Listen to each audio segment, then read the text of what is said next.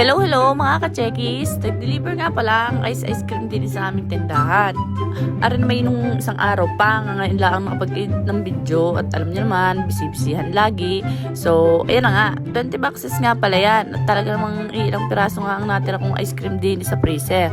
Kaysa tunay nakaraan pa nga pa uli-uli ang truck ng ice din sa amin. At ako'y pinipilit ng umorder. Sabi ko may wag muna nga at kadami pa naming bayarin. Eh di baga mga makaantay.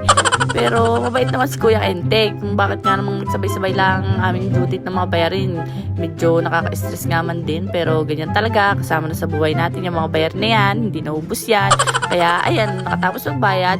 Naka-order na din. Masayang-masaya nga si Kuya Entek. At nakailang pauli-uli yun din para magpa-order. Ay, puno na ulit Pag sa ganda nga namang tingnan. Pag laging puno, tingnan nyo naman. Baka naman, Ice Cream Philippines. O siya, bili na kayo ha. Bye-bye. Fighting!